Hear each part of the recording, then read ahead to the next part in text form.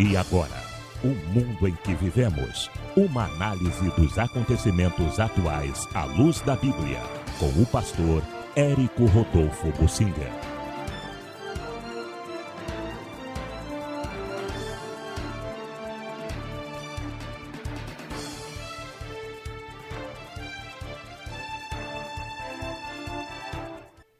Eu quero falar do acontecimento que ainda está na lembrança de todos os brasileiros. Foi ontem a condenação unânime por um tribunal, aquela 8ª turma do Tribunal Regional Federal da 4ª Região, situado em Porto Alegre, a respeito de um réu muito importante, o ex-presidente Lula. E ele foi lembrado pelo procurador, que reforçou as acusações, e pelos 3 desembargadores que julgaram. Ele foi lembrado como chefe de uma quadrilha que organizou a corrupção no Brasil, comprando os outros partidos. Esse homem, com a ousadia que ele tem, ainda se faz de vítima e está despertando pena em muita gente. Eu tenho ouvido, já ouvi muitos que estão se lamentando de que ele é uma grande liderança no país, liderança para roubar, para destruir, para acabar com a família, para fazer leis contra Deus. Grande liderança, sim, de fato foi. Mas, afinal de contas, nós estamos no mundo e Deus não apoia o mundo, mas Deus mantém o direito de o mundo ser o que quer ser. Você entende isto? Deus estabeleceu regras, leis e deu o livre-arbítrio ao homem. O homem usou o livre-arbítrio, se tornou escravo do pecado, entregou o governo do mundo nas mãos de Satanás. Satanás é o príncipe deste mundo. Ele não é rei porque Deus não deixou ele organizar um reino, mas ele é o príncipe, o principal, é aquele que influencia mais o mundo e com a permissão de Deus. Isso é que é importante. O Lula jamais teve o meu voto, jamais terá, conscientemente, nunca, porque quando a gente sabe quem é a pessoa, a nossa consciência não pode fazer isso. No entanto, eu tenho que reconhecer que em algum momento ele foi o preferido por uma maioria da população brasileira, que ele enganou com promessas, com atitudes. Não, ele não ficou só em palavras, ele fez muita coisa paternalisticamente, sustentou gente que não trabalhava, vivendo na malandragem, presos, e muita corrupção que quebrou o país, endividando a um ponto que hoje é praticamente inviável economicamente o país. O país está vendendo os últimos patrimônios que tem com essas privatizações que ainda faltam, mas a maior parte do patrimônio nacional já foi vendida e ainda vai continuar a ser vendida. Eu estou aqui vendo um gráfico da dívida. No ano passado, a dívida do Brasil aumentou cerca de 450 bilhões de reais, sendo que 120 bilhões foi de déficit, para o que o governo gastou a mais. Nem tudo foram juros. Então, 120, mais o déficit nominal de cerca de 130, dá 250 bilhões que o governo gastou a mais o ano passado. Ou seja, consequências da herança de gastança. Essa mentalidade não foi estancada ainda e continua assim, livre de que o povo tem o direito de receber benefícios, o governo tem a obrigação de pagar benefícios. A única questão é quem é que vai gerar esse dinheiro. Enquanto o governo tinha dinheiro, podia pagar, mas na época do PT o governo não tinha dinheiro. foi fazendo dívida. Hoje é uma dívida colossal. Essa dívida já ultrapassou bem os 3,5 trilhões e para o fim do ano ela vai disparar muitíssimo mais do que 4 trilhões, entre 4 e 4,5 trilhões. É uma dívida que dispara, é impagável. Cada bilhão dessa dívida é muito difícil de ser pago. Eu vou repetir os números. O governo, ano passado, teve um déficit de 130 e mais a dívida que cresceu 120. Então, foram 250 bilhões a mais do que arrecadou. E continua o governo gastando a mais do que arrecada. Isso começou desde os governos do PT, com o Lula, e grande parte desse dinheiro foi desperdiçado, não só para social, isso foi muito pouco. O que foi para Bolsa Família foi muito pouco, a maior parte foi para corrupção mesmo. Bom, isso foi lembrado pelos desembargadores que julgaram ontem o ex-presidente Lula. Mas o que me estarrece é que hoje tem muita gente defendendo, chorando, lamentando. Os caminhos do Lula não vão ser fáceis. Ele foi condenado por unanimidade, não há recurso quanto ao mérito dessa questão. Há apenas um tipo de recurso, que claro que vão os advogados entrar com ele, é o embargo de declaração, ou seja, eles vão pedir esclarecimento sobre a sentença, mas a sentença já foi determinada, ele tem que ser preso logo. Então, esses recursos chamados embargos de declaração vão ser interpostos com ele em liberdade. E isso tem, no máximo, 2 meses para ser decidido. Em menos de 2 meses, esses recursos serão julgados, não serão aceitos e ele vai para a cadeia. Bom, é evidente que ele vai recorrer a instâncias superiores. No que eu entendo, eu não sou advogado, sou leigo nessa situação, apenas curioso, e existem assuntos que podem motivar recursos ao STJ, o Superior Tribunal de Justiça, quanto ao processo. Então vão dizer, não, mas o processo não foi correto, o juiz Sérgio Moro fez assim e tal, aquilo fez assado. A probabilidade disso ser aceito é muito pequena, porque o processo foi corretamente conduzido, até o ministro Teori Zavascki elogiou a condução, depois o sucessor dele na Lava Jato, que é o ministro Edson Fachin, também já elogiou. Então, o processo não tem muito o que corrigir. Foram dadas oportunidades, cumpridos prazos. O STJ não entra mais no mérito da questão que já está decidida.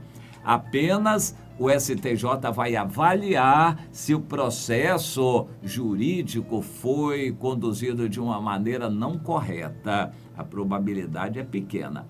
Mas ainda cabem recursos quanto ao STF, quanto à constitucionalidade, se feriu a Constituição em algum momento. Bom, o STF, o Supremo Tribunal Federal, tem chances de mexer na questão.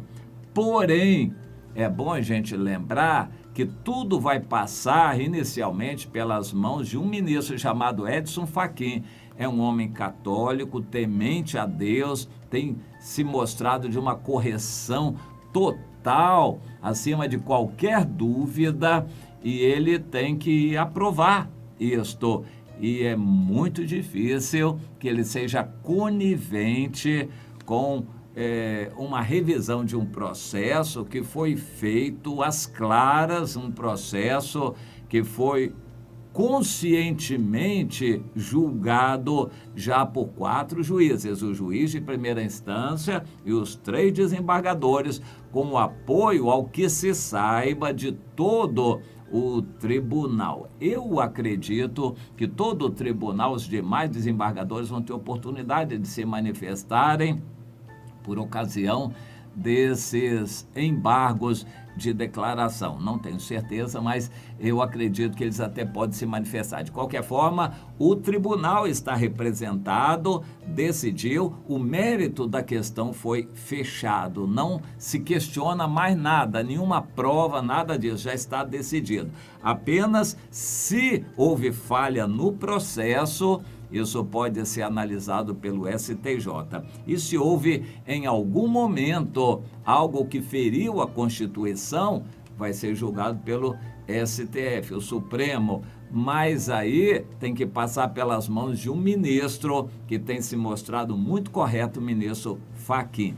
Porém, com o Lula já preso.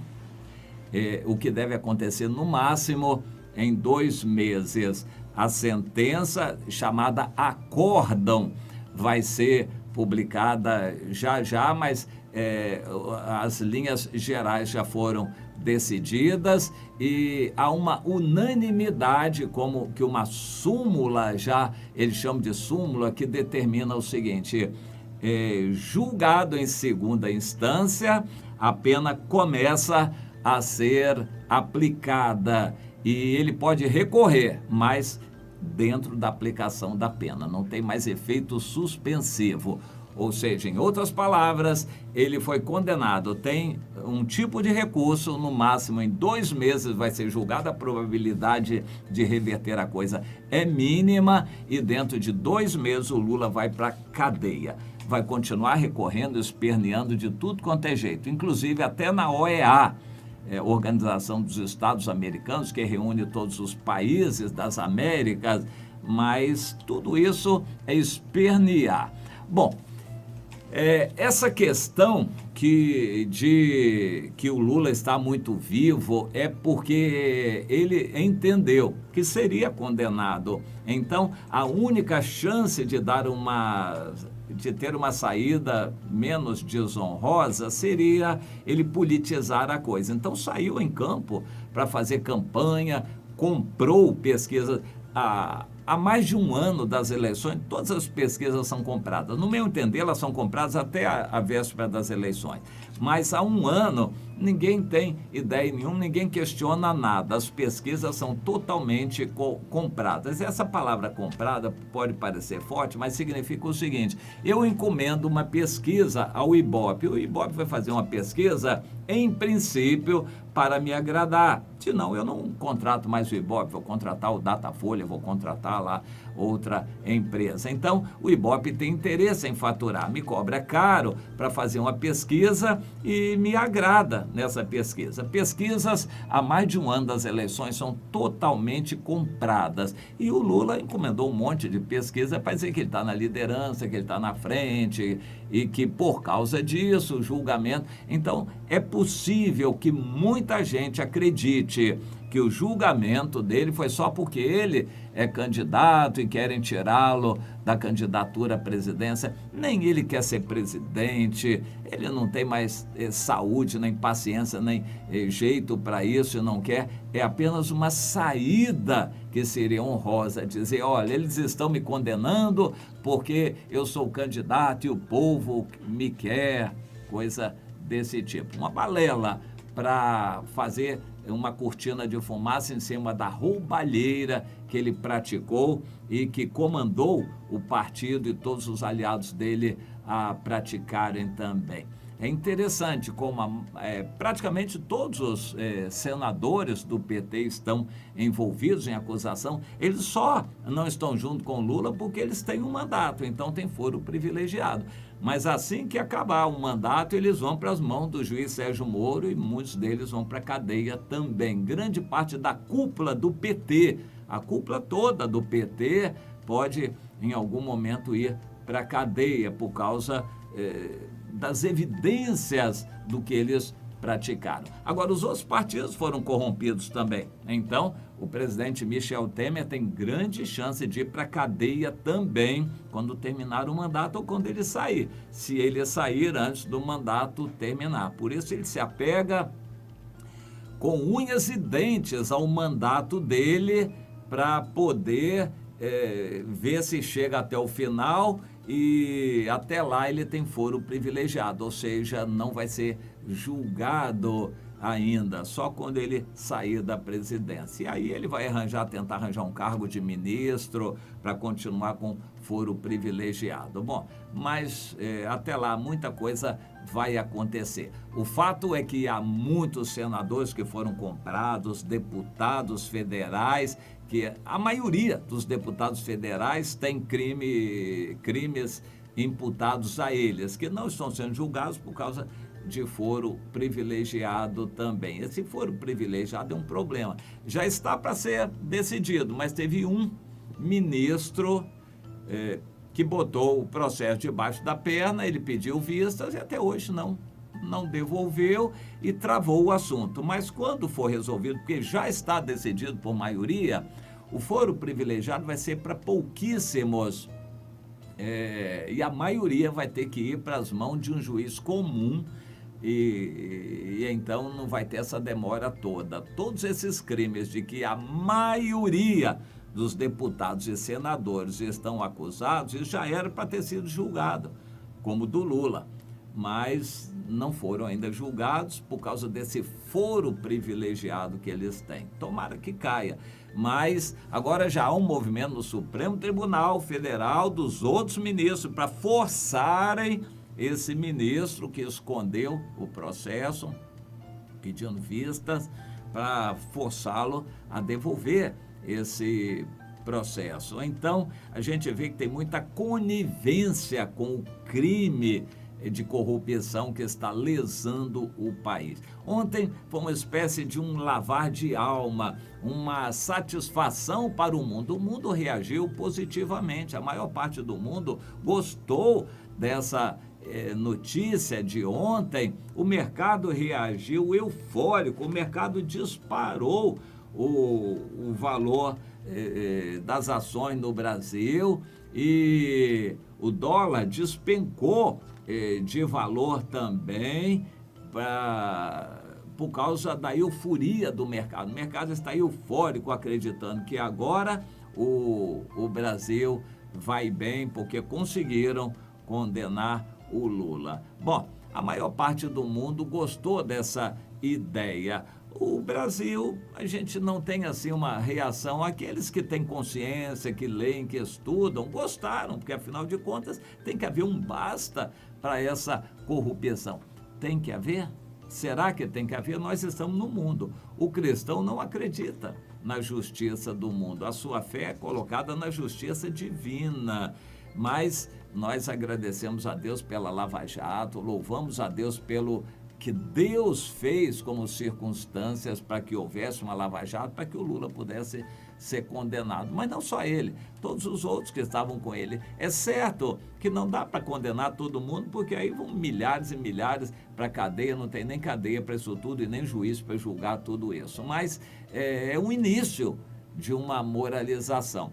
Aqueles que são cristãos, e não são todos, que têm clamado com fome e sede de justiça, esses cristãos estão aí mais satisfeitos, aliviados, mas não são todos. A maioria dos cristãos não quer justiça, quer interesse próprio.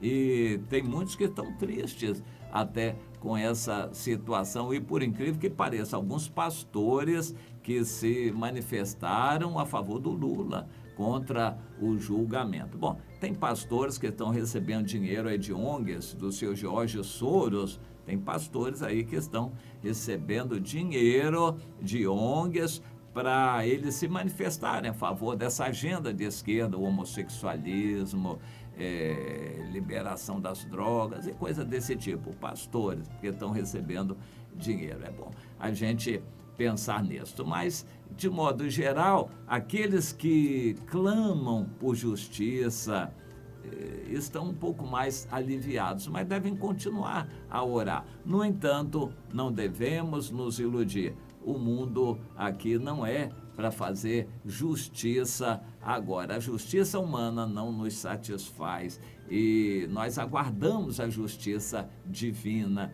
o juízo de Deus. No entanto, quando aqui na terra existe alguma coisa boa, um julgamento honesto, correto, e o mal é punido, a gente se alegra por causa disto.